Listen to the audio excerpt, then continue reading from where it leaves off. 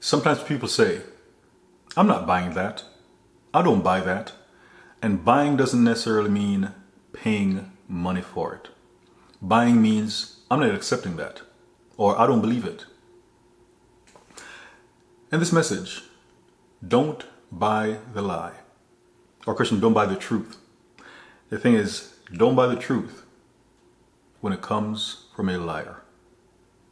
Can the Lord use a liar tell you the truth? Yes. But if that's the case, maybe you're too close to that liar. But this is focused more on the enemy. The devil is a liar. He's the father of lies. And as a result, even if he tells you the truth, don't believe him. Because the truth is meant, he's using it as a bait to really win. That's also how false prophets work. They tell you something, and it's the truth. Oftentimes it's based on something in the present or the past, using familiar spirits.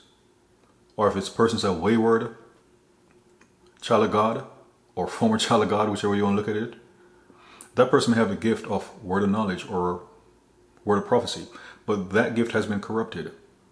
And the person is receiving revelation about what's going on in your life, and even things may come to pass.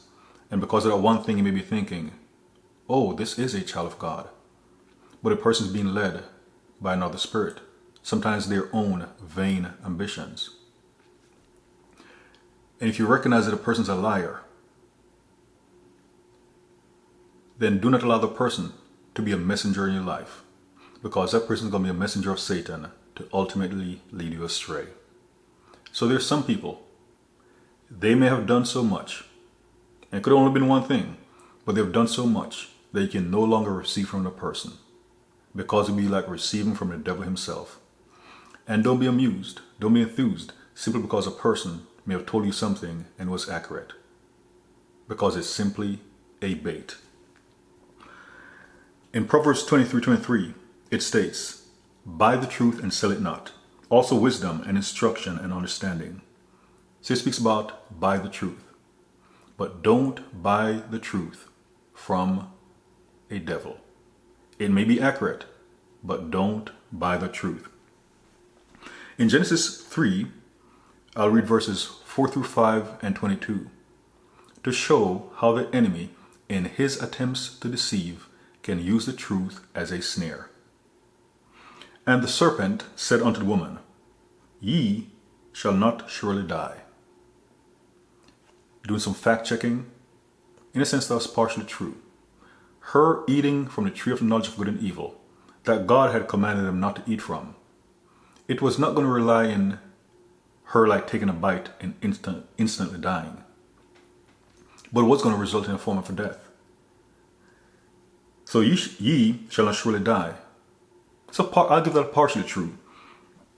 And then this part here, for God doth know that in the day that ye eat thereof, then your eyes shall be opened, and ye shall be as gods, knowing good and evil. That is a fact check true. Because in verse 22, and the Lord God said, this was after they ate from the tree, behold, the man is become as one of us, to know good and evil.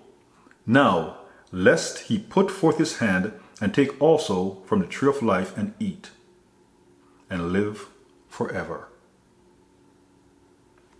So even though they'd eaten from the tree of knowledge of good and evil, their eyes were opened to know good from evil. They didn't die instantly. But even though they knew good from evil, if they'd eaten from the tree of life, they would have lived. They would still be alive today. So again, the devil said, ye shall not surely die, for God doth know that in the day ye eat thereof, then your eyes shall be opened, and ye shall be as gods, knowing good and evil. Shall not surely die? Partially true. You shall be as gods, knowing good and evil. Fact check true, because the Lord God said, behold, the man has become as one of us, to know good and evil. So if the enemy tries telling you the truth, don't receive from that entity, because it is meant to become a snare.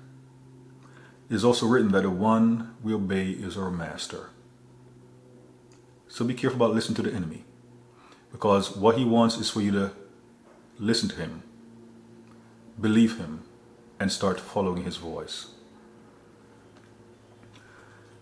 And in Mark 5, verse 7, again, devils can tell the truth. And this was a man who had been tormented by a legion of demons. The man went to worship the Lord, and it is written, and cried with a loud voice, and said, What have I to do with thee, Jesus, thou Son of the Most High God? I adjure thee by God, that thou torment me not. So when the devils, representing a legion of demons that was inside the man, recognized that Jesus was the Son of God. So when it comes to a devil or a messenger of Satan, when that person tells you the truth, don't even accept that from the individual. Some vessels are contaminated. And how much contamination is necessary to pollute the entire thing? How much arsenic in a glass of water is enough to make it poisonous?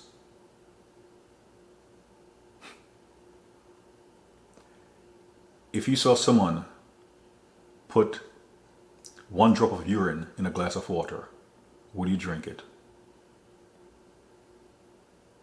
It is written about a little leaven, leaveneth the whole lump. So why would you accept the truth from a liar, when you know the end game is to ultimately ensnare you and deceive you with lies? So there are some people, some persons, from whom I'd recommend that you don't receive anything from, not even when you know they're telling you the truth, because ultimately they're going to default to their native tongue, which is to tell lies, and the truth is only a bait to lead you astray.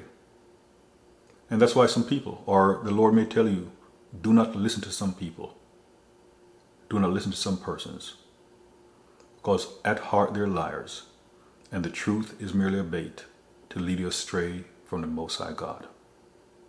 So when it comes to the devil, don't buy the lie, and don't buy the truth. God bless you, and Jesus the Christ is Lord.